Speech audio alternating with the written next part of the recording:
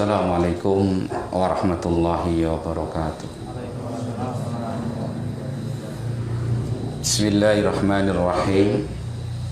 Innal hamdalillah nahmaduhu wa nasta'inuhu wa nastaghfiruh wa natubu ilaihi wa na'udzu billahi min shururi anfusina wa sayyiati a'malina.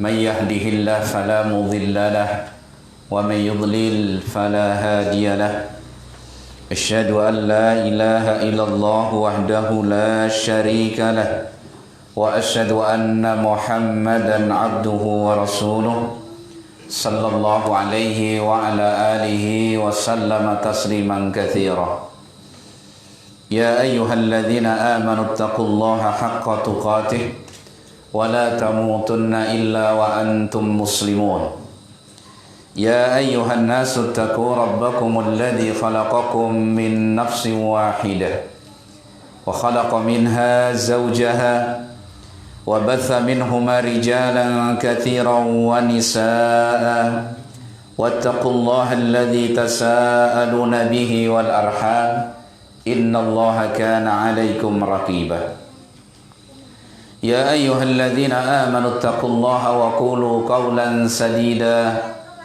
يصلح لكم أعمالكم ويغفر لكم ذنوبكم ومن يطع الله ورسوله فقد فاز فوزا عظيما أما بعد فإن أصدق الحديث كتاب الله وخير الهدي هدي محمد صلى الله عليه وآله وسلم وشر الأمور محدثاتها وإن كل محدثة بدعة wa kulla bid'atin dhalalah wa kulla dhalalatin finnar. Ma'asyiral ikhwah rahimani wa rahimakumullah.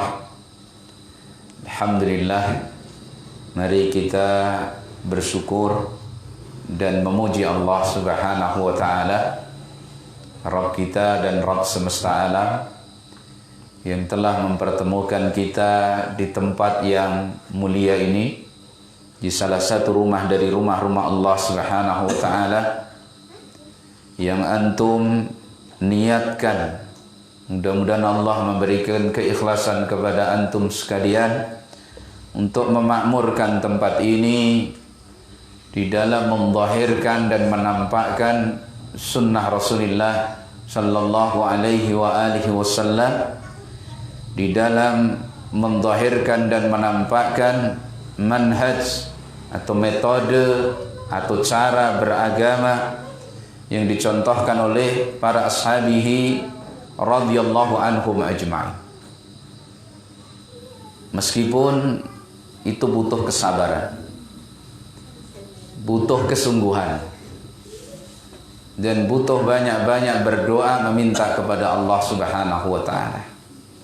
Dan ingatlah bahwa yang dihitung oleh Allah Subhanahu wa taala bukanlah jumlah kita yang banyak, tetapi keikhlasan kita, kejujuran kita, kesungguhan kita untuk hidup selalu berdampingan dengan sunnah Rasulullah sallallahu alaihi wasallam, dengan manhaj yang benar, yaitu manhaj salafil ummah ahli sunnati wal jamaah. Kita bawa itu sampai mati menghadap Allah Subhanahu wa taala. Jangan pernah tergoda dengan bentuk-bentuk yang lain dari model-model beragama yang ada.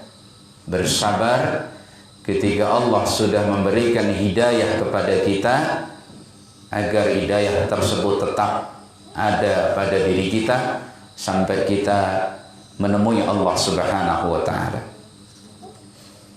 Ma'asyiral ikhwah rahimani wa rahimakumullah. Rasulullah sallallahu alaihi wa alihi wasallam bersabda dalam hadis yang dikeluarkan oleh Abi Hurairah radhiyallahu an, dari sahabat yang mulia Abi Hurairah radhiyallahu an, anna Nabiy sallallahu alaihi wa alihi wasallam qala, Nabi sallallahu alaihi wasallam bersabda, innallaha yarda lakum thalasan wa yaskhatu lakum thalatha. Sesungguhnya Allah ridha untuk kalian 3 perkara, dan Allah marah untuk kalian 3 perkara pula. Yarda lakum an ta'buduhu wa la tusyriku bihi syai'ah. Allah ridha yang pertama, ridha untuk kalian beribadah hanya kepada Allah Subhanahu wa taala saja, dan kalian tidak mempersekutukan Allah dengan sesuatu apapun.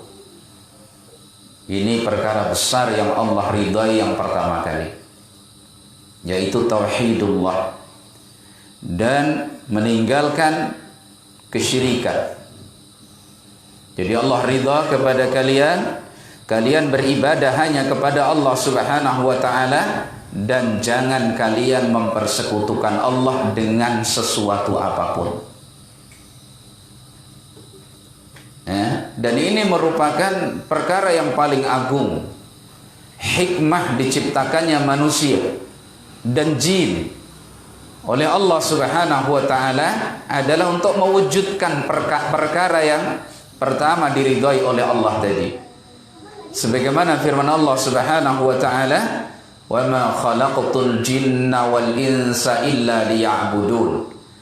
Dan tidaklah aku menciptakan jin dan manusia kecuali agar mereka beribadah kepadaku. Dalam satu penafsiran, ai liwahiduni, agar mereka mentauhidkan aku. Makna mentauhidkan aku, beribadah kalian hanya kepada Allah dan kalian tidak sekutukan Allah dengan sesuatu apapun. Kenapa Allah tidak boleh dipersekutukan dengan sesuatu apapun? Karena Allah sempurna dan tidak ada selain Allah yang sempurna. Kalau tidak ada yang sempurna semisal Allah, bagaimana mungkin dijadikan sekutu bagi Allah Subhanahu wa ta'ala? Allah menyatakan laisa kamitslihi syai', tidak ada satupun yang semisal dengan Allah. Allah juga berfirman walam yakul lahu kufuwan ahad. Tidak ada satupun yang sekufu dengan Allah Subhanahu wa ta'ala.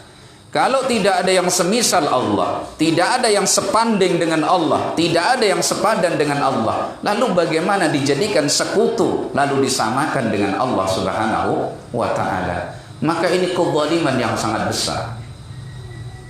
Hak untuk diibadahi itu hanya milik Allah Subhanahu wa ta'ala. Karena tidak ada satupun yang sempurna semisal Allah Subhanahu wa ta'ala. Maka memberikan ibadah kepada selain Allah bersama Allah, ini merupakan perilaku kezaliman yang sangat besar. Allah sangat benci terhadapnya. Kan itu Allah Subhanahu wa ta'ala berfirman, "Innasyirka la dzulmun 'adzim." Sesungguhnya kesyirikan adalah kezaliman yang paling besar. Allah Subhanahu wa ta'ala juga mengancam, "Innahu may yusyrik billah faqad harramallahu alaihi al-jannah wa ma'wahun nar wa ma lidh-dhalimina min ansar." Sesungguhnya siapa saja yang mensekutukan Allah Subhanahu wa ta'ala di dalam beribadah kepada Allah, berbuat syirik di dalam beribadah kepada Allah Subhanahu wa ta'ala, maka Allah haramkan atasnya surga. Gak dapat surga. Orang yang mati membawa kesyirikan gak dapat surga.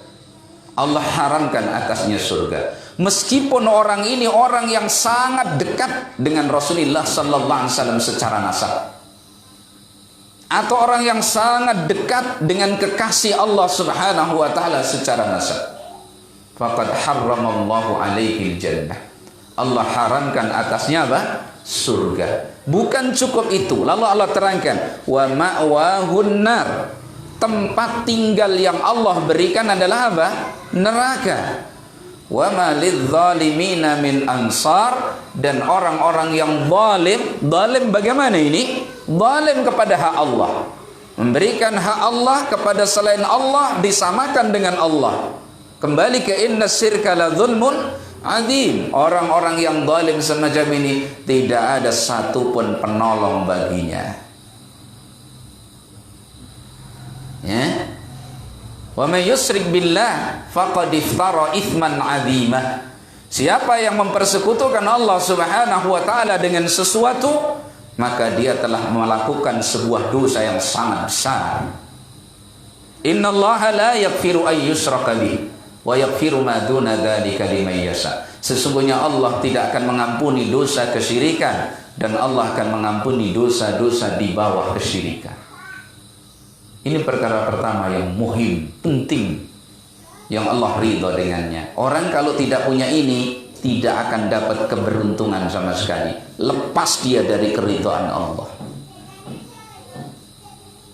Ya. Nah ini. Sampai Rasulullah sallallahu alaihi wasallam dalam hadis yang diriwayatkan oleh Imam Muslim dan selainnya meriwayatkan bahwasannya nanti di yaumul qiyamah Allah Subhanahu wa taala mempertemukan kekasihnya Nabiullah Ibrahim alaihi salam dengan orang tuanya Azar. Di mana dipertemukan? Di yaumul qiyamah. Coba perhatikan kisah ini, ma'asyiral ikhwah wal akhwat. Begitu dipertemukan, bertemu dalam keadaan Azar ini dalam keadaan mukanya hangus, terbalut dengan gumpalan api dan asap neraka, bertemu dengan Ibrahim. Maka Ibrahim berkata kepada Azar, bapaknya, di yaumul qiyamah, wahai bapakku, bukankah aku sudah sampaikan kepadamu, la ta'sini, jangan engkau maksiati aku. Dulu di dunia didakwahi Ibrahim, tapi Azar bapaknya memaksiati Ibrahim, tidak mau menerima dakwahnya. Di akhirat, di yaumul qiyamah, bapaknya mengatakan, al-an la a'sika, sekarang saya tidak memaksiatimu ya Ibrahim. Maka Ibrahim ingat janji Allah bahwasanya Allah tidak akan membuatnya berduka di yaumul qiyamah, tidak akan membuatnya sedih terhina di yaumul qiyamah. Lalu dia menyampaikan permintaan kepada Allah, ya Allah, Engkau telah berjanji tidak akan membuat aku terhina dan sedih di saat di mana manusia Engkau bangkitkan. Mana lagi seorang anak yang lebih sedih daripada seorang anak yang mendapati orang tuanya dalam keadaan hina, tersiksa, diazab. Karena orang tuanya diazab. Maka Allah Subhanahu wa taala menjawab kepada Ibrahim, walakinni qad harramtul jannah 'alal musyrikin. Wahai Ibrahim, sesungguhnya aku telah haramkan surga atas orang musyrik. Sedang bapaknya Azar mati dalam keadaan apa? Musyrik. Anaknya siapa? Ibrahim. Kekasih Allah, penghulu ahli tauhid. Maka setelah seperti itu, nas dari Allah bahwa dia tidak bisa memberi syafaat kepada bapaknya, orang yang sangat dekat dengan dirinya, di saat orang tua ini tidak menerima seruan tauhidnya, malah tetap di atas agama kesyirikan, bahkan mengusir Ibrahim dari kampung halamannya pada saat itu. Meskipun di akhirat dia mengatakan, sekarang saya tidak maksiati. Maka Allah mengatakan, ya Ibrahim, undur ila ma tahta, perhatikan, lihat apa yang di bawah telapak kakimu itu. Maka Ibrahim melihat ada seekor anjing hutan. Ya, dia melihat seekor anjing hutan. Kemudian anjing hutan ini ditelan, dimasukkan ke dalam api, ditelan gumpalan api. Ya. Anjing hutan ini adalah perwujudan dari Azar, orang tua Ibrahim. Jadi tidak bisa ditolong. Meskipun anaknya adalah penghulu ahli tauhid, kekasih Allah, ulul azmi. Tidak bisa ketika seorang mati di dalam kesyirikan, tidak beriman kepada Allah Subhanahu wa ta'ala. Tidak ada manfaatnya kedekatan nasab seorang kekasih Allah dengan seorang musuh Allah Subhanahu wa ta'ala. Hikmahnya, kenapa Allah Subhanahu wa ta'ala mewujudkan orang tuanya Ibrahim dengan seekor anjing hutan? Dalam rangka Allah membelas kasihani Ibrahim, agar yang terlihat di pandangan Ibrahim bukan jasad orang tuanya yang ditelan adab, sehingga rasa ibanya akan semakin tinggi, hatinya akan semakin terpukul. Tetapi Allah wujudkan seekor binatang agar tidak terjadi pada perasaan Ibrahim yang lebih duka, lebih mendalam. Allah hibur hanya seperti itu. Nah, ini tauhidullah. Jadi wasiat Nabi atau apa yang disampaikan oleh Rasulullah sallallahu alaihi wasallam, perkara pertama yang diridhai oleh Allah Subhanahu wa taala adalah an ta'buduhu wa la tusyriku bihi syai'a. Engkau beribadah kepada Allah Subhanahu wa taala dan engkau tidak sekutukan Allah dengan sesuatu apapun. Pegang ini tauhidullah. Ya. Bahkan kalau sudah sering kita sampaikan, kalau kita buka lembaran Al-Quran, maka pertama perintah Allah Subhanahu wa ta'ala adalah ibadah. Nanti dibuka Al-Quran, pertama perintah Allah Subhanahu wa ta'ala adalah ibadah, yaitu firman Allah Subhanahu wa ta'ala. Kalau kita buka lembaran Al-Quran, sering dibuka enggak Al-Quran? Jangan sepekan enggak baca Quran. Pernah sepekan nggak baca Quran? Kurang lama. Masya Allah ya. Kita pelajari Al-Quran, kita Allah. Kalau kita buka, perintah Allah pertama yang ada di dalam Al-Quran adalah ayat Allah Subhanahu wa ta'ala, ya ayyuhan nasu ubudu rabbakumul ladzi khalaqakum walladzina min qablikum la'allakum tattaqun. Wahai seluruh manusia, beribadahlah kalian kepada Rabb kalian, Tuhan kalian, yang telah menciptakan kalian dan orang-orang sebelum kalian, agar kalian bertakwa. Berarti perintah apa pertama kali? Ibadah. Sebelum diperintah apapun, diperintah untuk beribadah. Kemudian nanti di akhir ayat yang berikutnya ada larangan Allah Subhanahu wa ta'ala. Setelah Allah menyatakan alladzi ja'ala lakumul arda firasya, Allah adalah zat yang telah menjadikan untuk kalian bumi ini sebagai firasya, sebagai sesuatu yang terbentang, alas, sehingga kita bisa tinggal di muka bumi ini dengan nyaman. Coba kalau bumi itu begini semua, nggak bisa hidup tuh. Ya, dibentangkan seperti ini, kita bisa duduk rata seperti ini, manusia bisa hidup nyaman di muka bumi ini ya.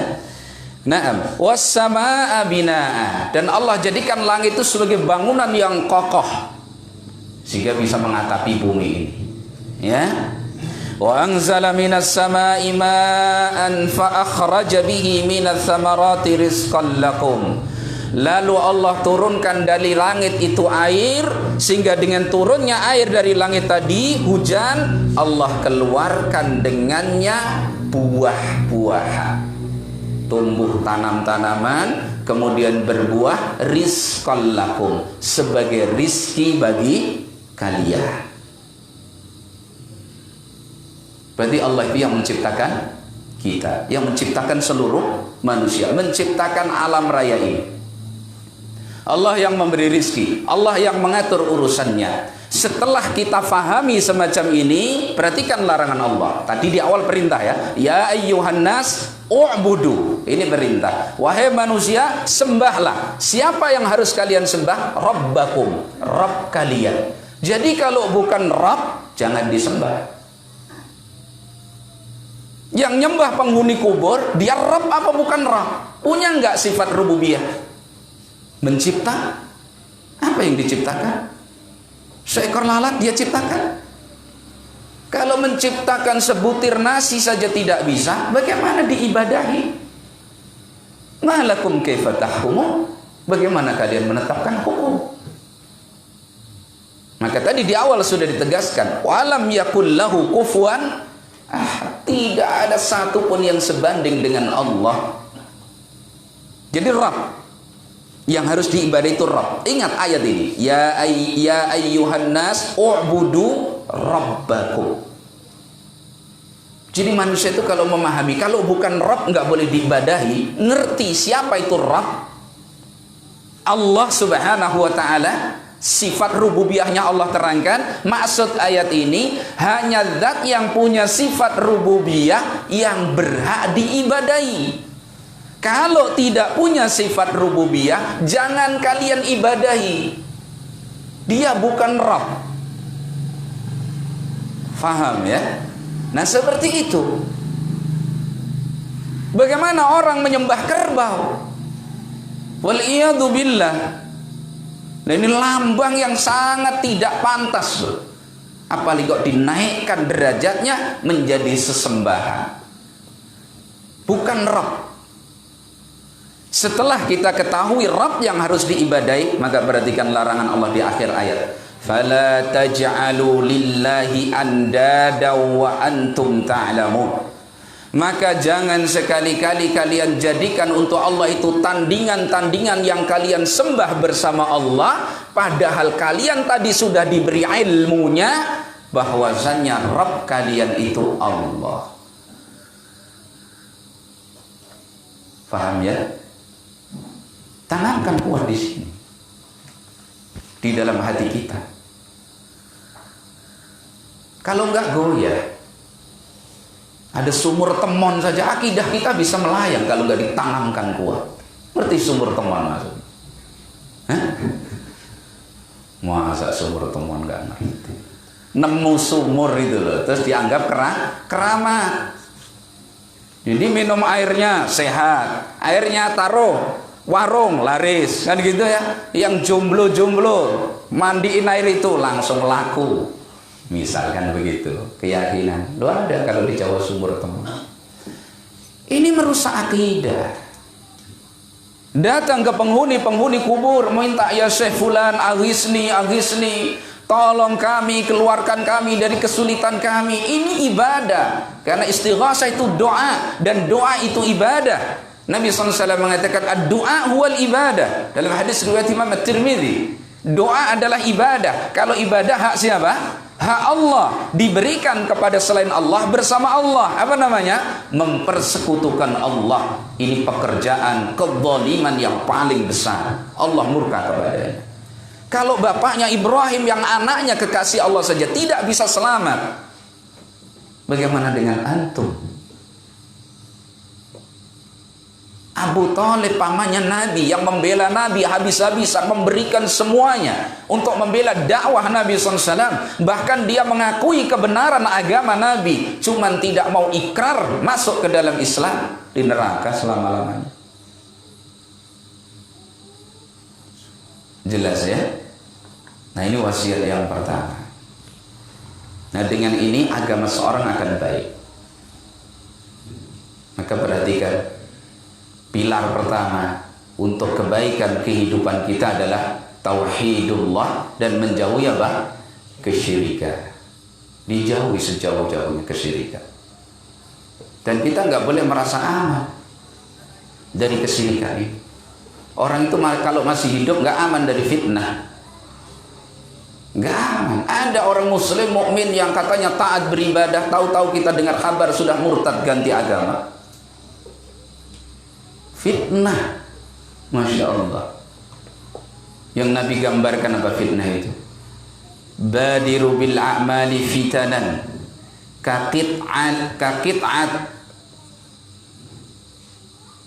kakit'atil lailil mudlim. Segera kalian beramal beribadah sebelum datangnya fitnah-fitnah yang bentuknya seperti potongan-potongan malam yang gelap gulita. Yusbihur rajulu mu'minan wa yumsi kafiran. wa yumsi mu'minan wa yusbihu kafiran yabi'u dinahu bi'aradid dunya. Pagi masih punya iman, sore sudah kafir.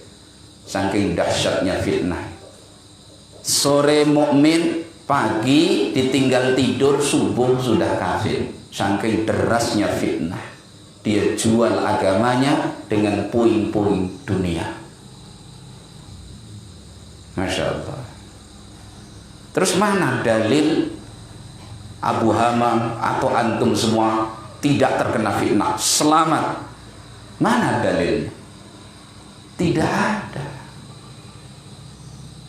Makanya selalu bersandar kepada Allah Subhanahu wa ta'ala. Rajin belajar agama Allah Subhanahu wa ta'ala. Tidak ada jaminan bagi kita ini. Derasnya fitnah luar biasa. Sampai kita ini takut. Ya, kira-kira selamat gak besok? Pekan depan, bulan depan, Masya Allah godaan seperti ini. Makanya fahami agama Allah dan selalu pegang teguh itu. Ya, taib. Jadi kebaikan pertama yang betul-betul harus kita perhatikan adalah apa yang dikatakan oleh Nabi sallallahu alaihi wasallam, an ta'buduhu wa la tusyriku bihi syai'an. Allah ridha kalian beribadah hanya kepadanya dan kalian tidak sekutukan Allah dengan sesuatu apapun. Ringkas kalimatnya ya. Tauhidullah, jauhi syirik besar atau kecil, dijauhi. Bahkan doa yang diajarkan Nabi supaya selamat dari syirik yang khafi, syirik yang samar gitu ya, yang lebih lembut daripada langkah seekor semut. Nabi ajarkan, qulu, ucapkan oleh kalian, Allahumma inni a'udzubika min an usyrika bika wa ana a'lam wa astaghfiruka lima la a'lam. Ya Allah, aku memohon perlindungan kepadamu dari mempersekutukan engkau dengan selainmu padahal aku ngerti. Dan aku mohon ampun dari apa yang aku tidak tahu karena saking samarnya. Ya. Ini perkara pertama yang diridhoi oleh Allah Subhanahu wa taala.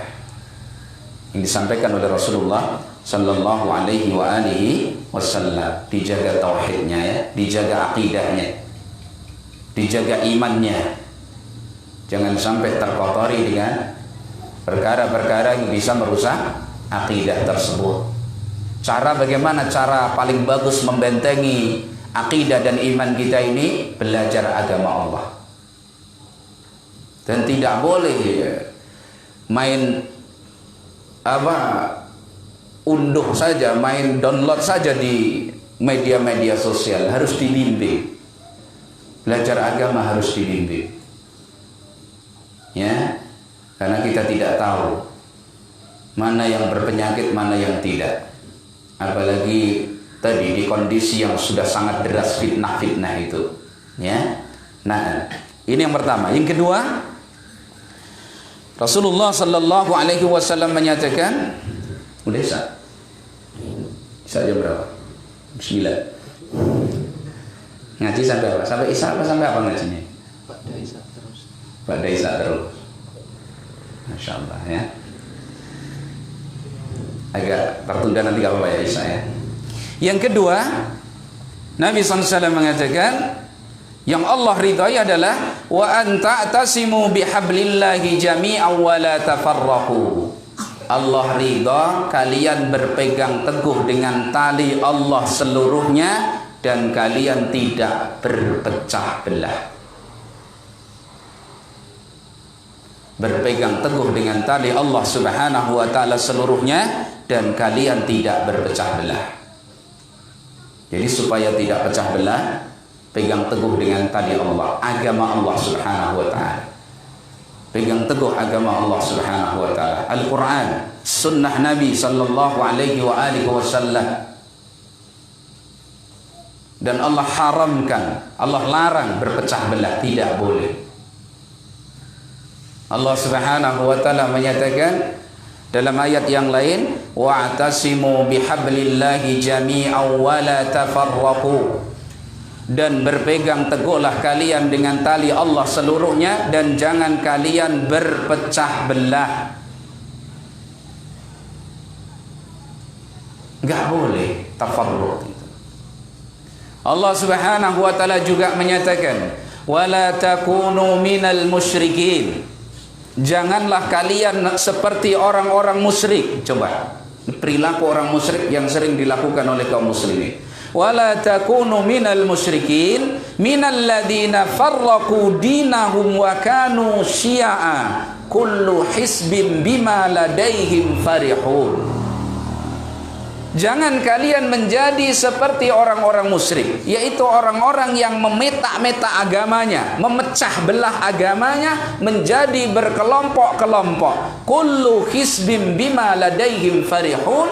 Masing-masing kelompok berbangga dengan kelompoknya. Ini perilaku orang musyrik. Allah ingatkan kita, jangan kita menjadi seperti itu. Tidak boleh. Dan yang dimaksud tidak boleh berpecah belah di sini adalah pada pokok-pokok agama.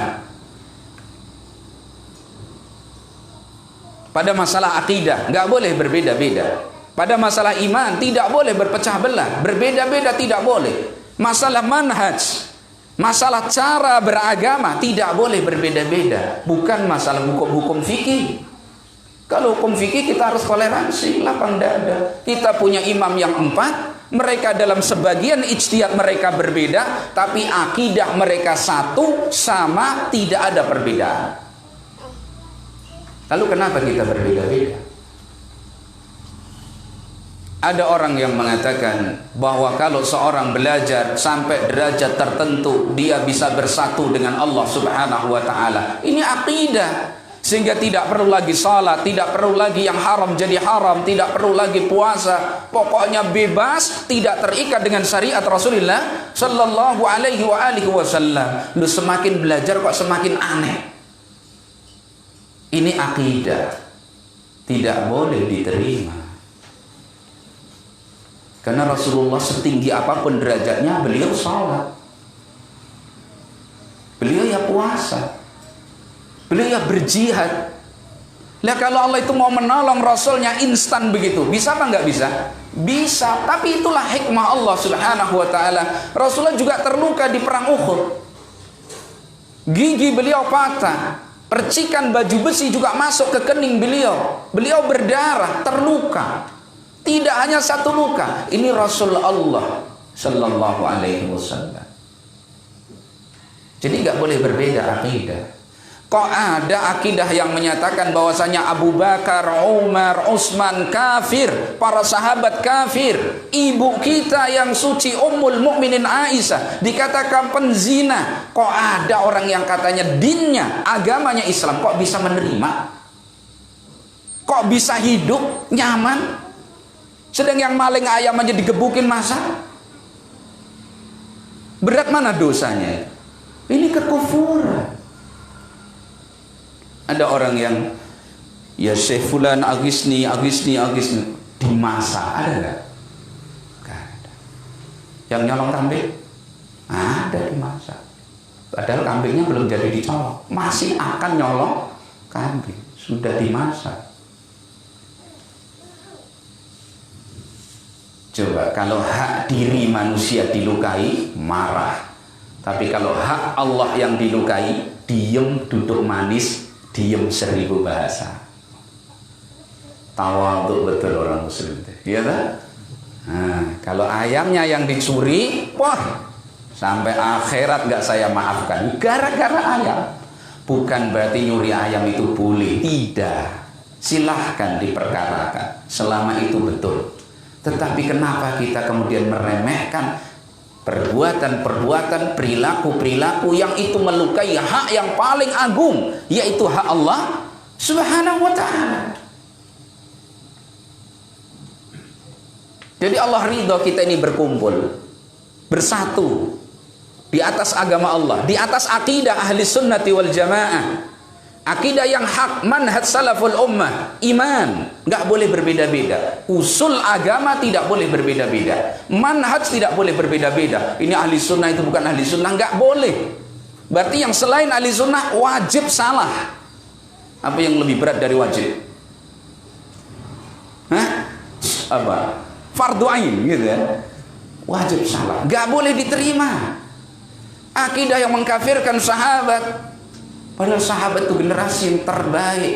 Di dalam dalil-dalil ayat-ayat Al-Quran dan Sunnah Nabi sangat banyak merekomendasi mereka, bahkan memastikan mereka dengan surga. Tiba-tiba datang orang yang tidak pernah punya peran dalam Islam, mengkafirkan mereka semuanya. Kok bisa hidup diterima oleh kaum muslimin? Ajaib. Saking pinternya iblis dan saking lemahnya pertahanan kita. Nah, berkumpul di akidah yang benar. Ini perkara yang penting. Kalau nggak kita pelajari, kita nggak ngerti akidah yang benar, mudah kena syubhat. Makanya dipelajari akidah Islam, itu dipelajari. Ya, nah. Jadi wa anta'tasimu bihablillahi jami'an wa la tafarraqu. Pegang teguh tali Allah yaitu Al-Qur'an, dinul Islam, dan jangan kalian berpecah belah.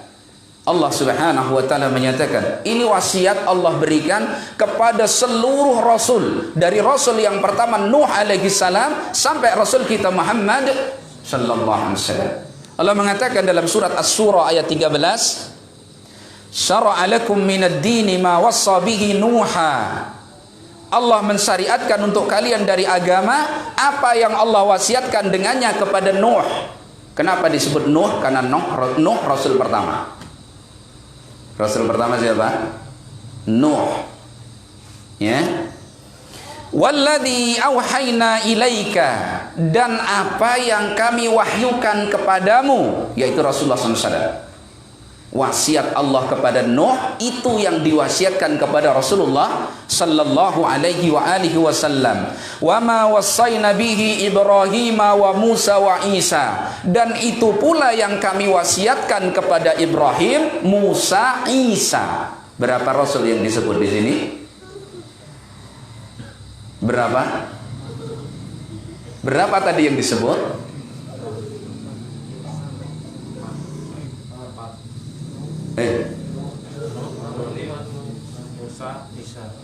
Nuh, Ibrahim, Musa, Isa, Rasulullah SAW. Apa ini namanya 5 rasul ini? Ulul azmi. Jadi Allah sebutkan mereka, tentunya yang lain lebih utama untuk mendapatkan wasiat ini. Ya, apa isi wasiat tersebut? Kata Allah Subhanahu wa taala, an aqimud dina wa la tatafarraqu fihi. Agar kalian semua wahai manusia, dari sejak Nuh sampai Rasul kita Muhammad SAW, agar kalian semua menegakkan agama dan jangan kalian berpecah belah padanya. Masya Allah. Itu. Jadi sama dengan hadis tadi ya. Anta'tasimu bihablillahi jami'an wa la tafarraqu. Berpegang teguh dengan agama ini seluruhnya, tidak boleh berpecah belah. Wasiat Allah kepada seluruh rasul apa? An aqimuddin wa la tatafarraqu fihi. Kalian tegakkan agama dan jangan kalian berpecah belah di dalamnya. Para ahli tafsir menerangkan an aqimuddin, kalian tegakkan ad-din, agama di sini adalah usuluddin. Pokok-pokok agama, yaitu masalah akidah, masalah iman, masalah manhaj, itu yang nggak boleh kita berselisih. Jadi kalau orang menyelisihi manhaj ahli sunnah wal jamaah, kita nasihati, kita dakwahi, kita ajak, kita seru mereka, sampai pada titik mereka menolak, tidak mau, ma'assalamah, selamat tinggal. Jelas. Jadi tidak ada pembauran akidah, itu nggak ada. Ya, pembauran akidah itu tidak ada. Nah, jelas ya. Jadi ayatnya tadi. Sudah, kita salat dulu ya.